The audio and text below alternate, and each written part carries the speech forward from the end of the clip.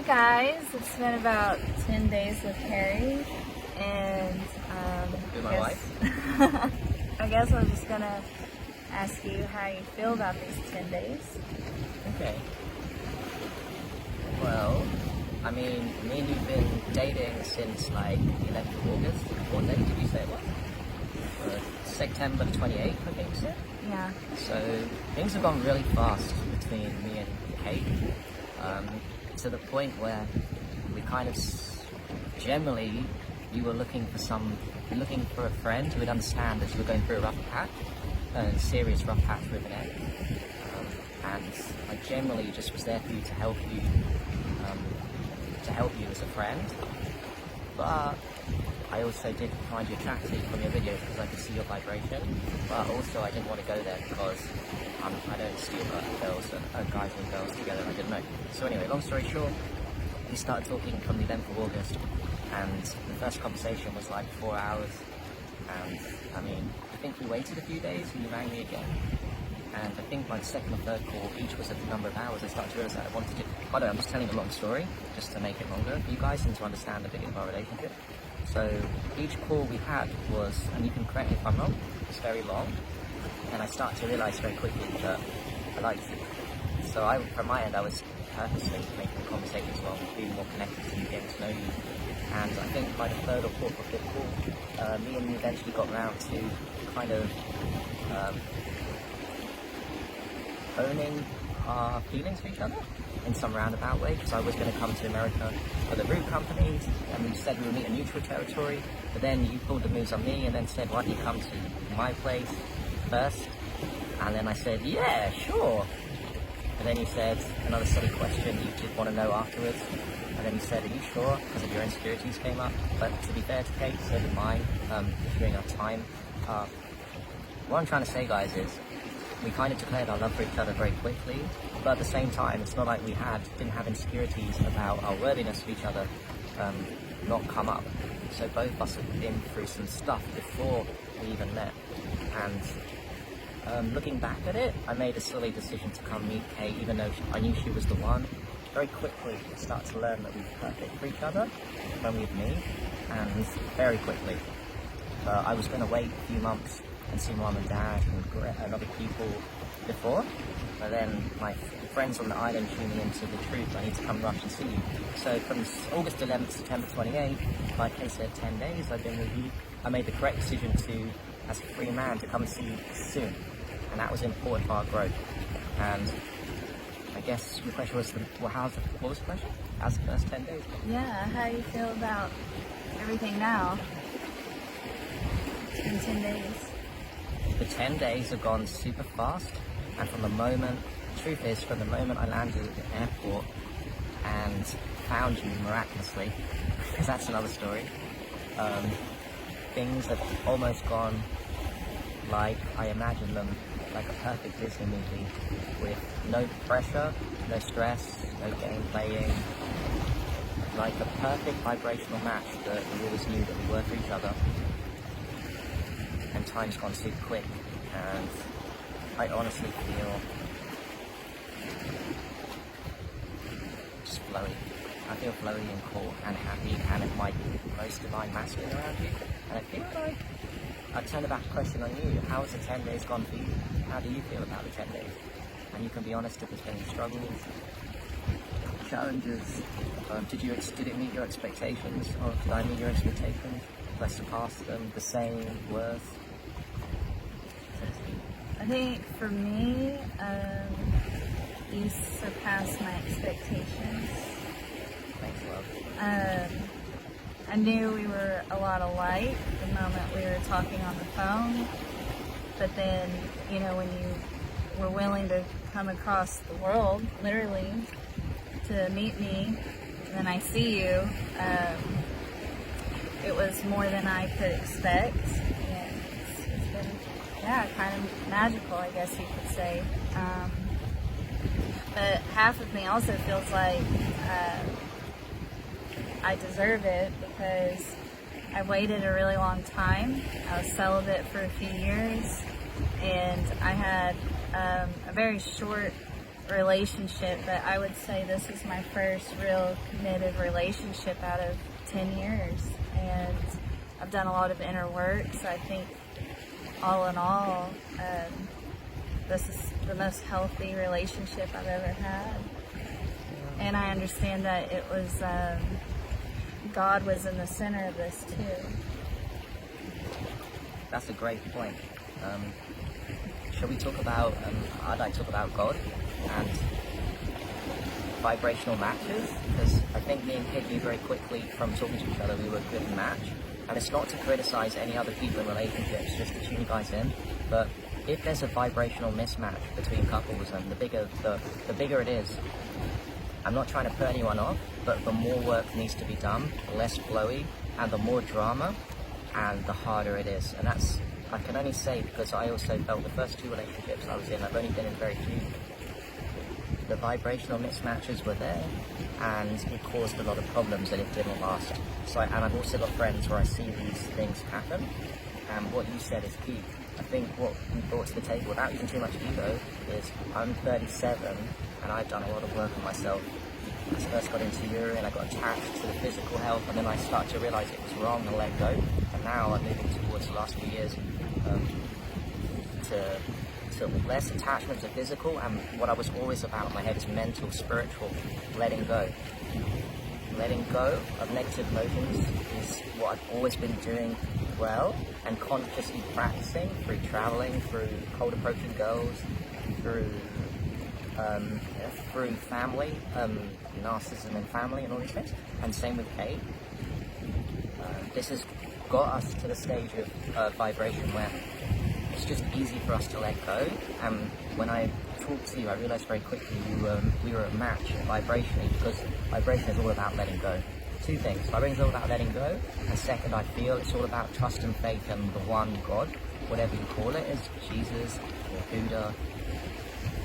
Trust and faith in God is synonymous with letting go, because first of all, so in order to let go, you have to realize that holding on to negative emotions stops you from accessing source and God. I have deep faith in God, which actually keeps me into.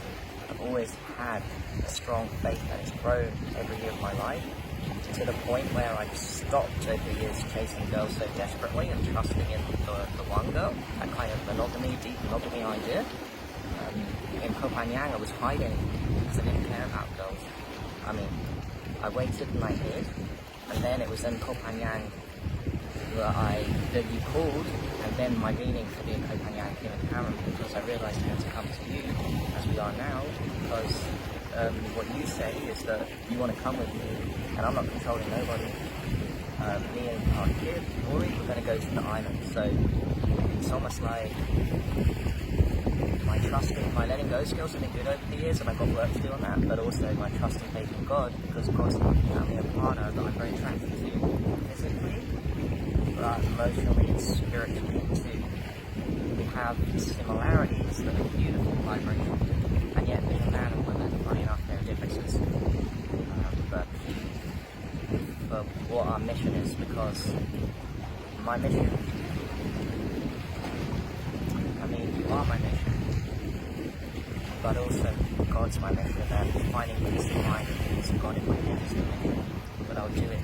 God's told me to do it through you. I don't know if you feel the same way. So you found Jesus, right? You surrendered to Jesus, and you've been celibate for 6-7 years, but you always wanted to die because you've been stuck in America, right? You didn't want to be.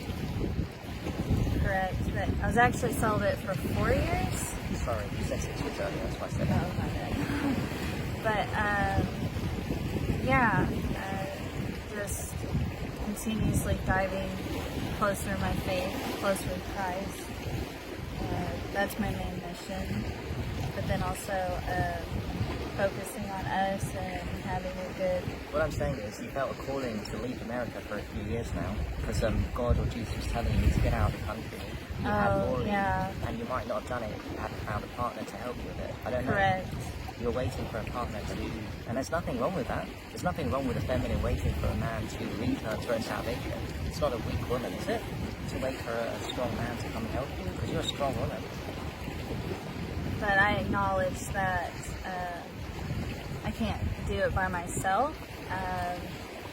I used to have that mindset of like an independent woman. I've been an independent woman since I was 17. I was homeless at 17. But I now acknowledge that, yes, men and women do need each other. And I think for us, a big thing was authentic communication.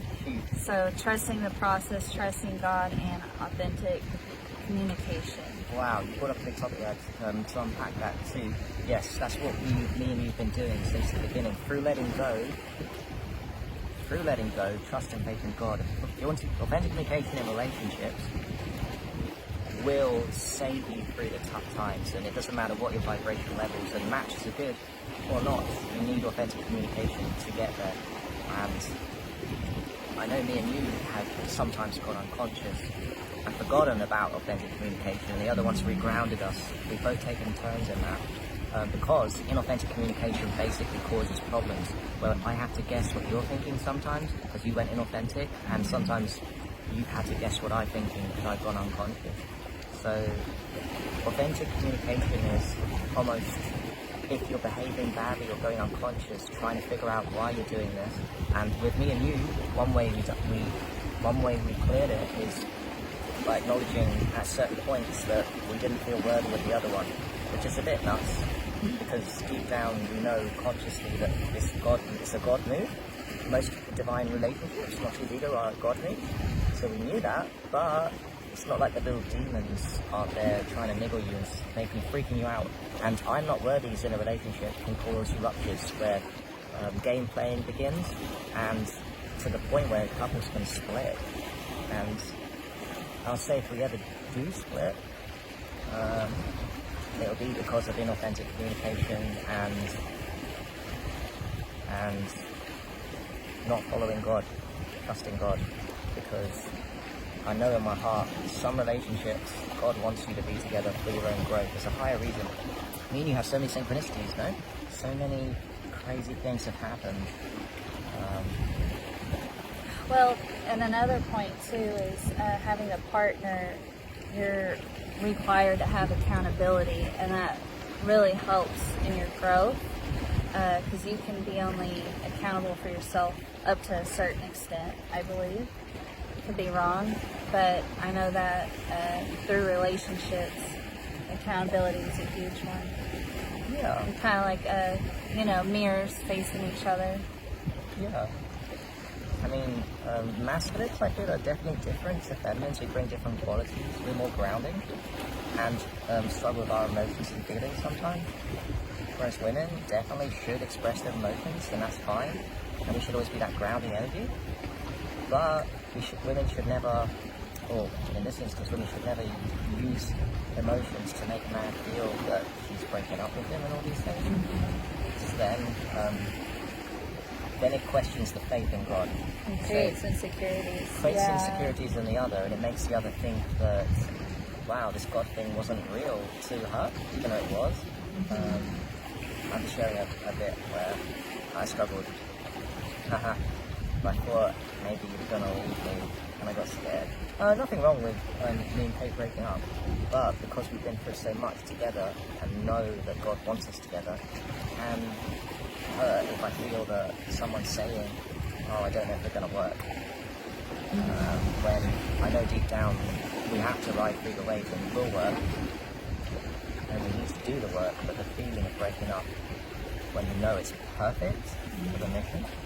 And I also want to say that I think me and Kate feel the same way, that surrendering to God or Jesus or Buddha is why we came together. And time will tell. So we're 10 days into a relationship, and we've got a lot of growing and maturing and fun. We've got a lot of fun to catch up with. Fun can even be just making love and sexual stuff, getting out of your head, and just doing fun things. We don't always need to be as serious as light workers, by the way. I think we talked about that before, and it's true, right? We don't need to. We teach each other.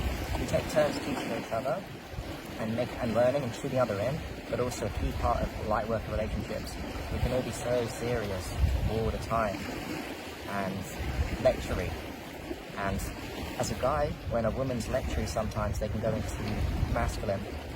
know, when I go into lecture mode, it could be too masculine, almost toxic masculine. So getting that balance right between lecture, teach, learn, but also have fun. And having grace. And having grace, which means that me and you are self-aware and we appreciate the other tuning in when we go unconscious. It's okay to tune the partner in, but then the grace can turn, if it carries on too much, to almost like an imposition and not trusting. It feels like the partner you don't trust. So sometimes it's not wrong to call out your partner's self-awareness for doing wrong, but then I've done it with my friends too. Just it can turn easily from calling them out in awareness in a kind way to talking too much because you're now attached to the leadership role. And that's a felt thing the other partner can sense, and we both do this, we've both done it to each other. So grace is the struggle to trust your partner more and more, because we're doing everything perfectly. And we're still getting married. We're still getting married in January. We're still, and this is the thing, guys, I mean, this is a long video, by the way, I apologize if you guys are tuning out, but it's a relationship that we're going to show people. Not that we need to show people, but we already know we're lifelong committed and forever. Mm-hmm. And that's why it can seem crazy to people that have had low vibration relationships. Not that we're judging, but they think, why would you get married so soon? Why are you committing? Why are you giving all your money? Why are you sharing all your money too soon? Why is it your life? Well, when you know, you know. Deep knowing from letting go and trusting God lets you know that there is actually a life out there when you can raise your vibration so high in the realm, so get so good at letting go and be such a good match that you know. I mean, that's where love at first sight comes from, that's where the Disney movies come from, because it feels like the 10 days, it's been flowy from my perspective to the point where our kid, Rory, I've only been for 3 days now, we've moved dated for 7 days before. I feel like everything's in flow. Everything's in flow. It feels natural for me to be a dad. It feels natural for me. There's no awkwardness. That's what I'm trying to say. And I think as a woman too, that came from waiting for a long time and not lowering your standards of how a man should treat you. And what I mean by that is not looks, not materialism, but in your heart. And I've had high standards when it came to my heart, and when I met Harry, I knew. So, yeah, I'm very blessed and honored, actually, to have this experience. Can I ask you a question? Mm-hmm. Okay, so, well, I've come along, but your history prior wasn't always, from what you said, tuning into goodness, good vibrational matches. I remember you saying that I'm the first guy that a sort of a match with you. So you've made a lot of mistakes. Mm-hmm. And I feel generally women stay stuck in that and guys stay stuck in those mistakes too. So the guys you dated before, they just weren't a frequency match with you, right? You were more, correct me if I'm wrong, the saviour, the one trying to drag them up to your level. It presents its own challenges. Yeah, well, at that time I didn't realize that you can have hope and faith for somebody, but each individual has to do their own inner work.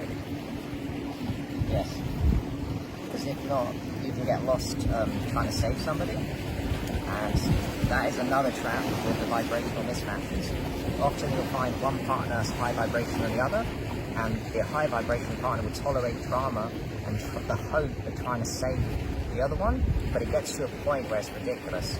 And I feel like we all need to wake up from these vibrations. This is a cold truth, and it's just a cold truth. You'll know if you're watching this, and if you're in a vibrational mismatch, and you're the boss, you're the high vibration, and you're tolerating endless drama. At what point do you let go and not hold on to the hope that they're going to raise their vibration up to your level? Because that's actually deluded and delusional. Because you've been in there and you're seeing that you're trying your best and making small improvements like a child, but it's not enough for you to be genuinely, not enough for the drama to end. At what point in life do you let go? Because life is just, because we're going all over the place now, I apologize, but life is just two things, in my opinion. I don't mind if people disagree. It's as simple as to raise your vibration. You come here to raise your vibration. Heaven on earth, hell no. life gives you endless opportunities for people and for peace of mind. You can either hold on to negative emotions when big events happen, love, death, partners, relationship hurt. You can hold on, and there's nothing wrong with grieving. There's nothing wrong with a broken relationship, grieving and having the normal grieving process. At what point do you hold on? Because a lot of people hold on and it becomes toxic. And for example, a low vibration woman that's holding on because she was with a bad boy, low vibration himself, they were both on a leash.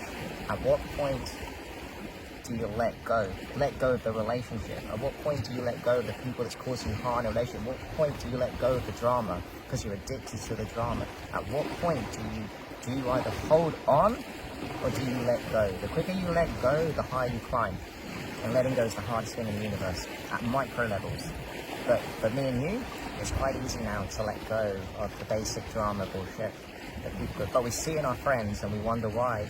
And the reason I'm saying this is because I hope you don't get caught in that loop too long. It's all perfect what you're doing. I'm just explaining to you that you want to be letting go as quickly as possible. Detaching from things that don't serve you in this life. Let go, let go. You try and lessen the time you're holding on, and it's not easy. People get broken because they hold on to the wife or partner they had for 50 years, they've been married, and then the next 30 years of their life, they're just ruminating on the one person instead of being happy, letting go, honoring the memory, letting go of those negative emotions and clinging and finding somebody new. It's a mad world. I think it's important too not to take yourself so serious, not to take life so serious all the time too. Yes. And just enjoy the present moment, because I think that's how you can really tune into everything around you and also have more self-awareness. Well, you teach me on present moment awareness. I'm very much stuck in my head and I'm okay with that. But absolutely grounding yourself, being present when you're by yourself is a skill. And then can you bring presence? Next challenge is, can you bring present awareness when people are being challenging around you? It's really hard. But yes, when you're by yourself, tune in, try and be present. And that's really hard for me to say.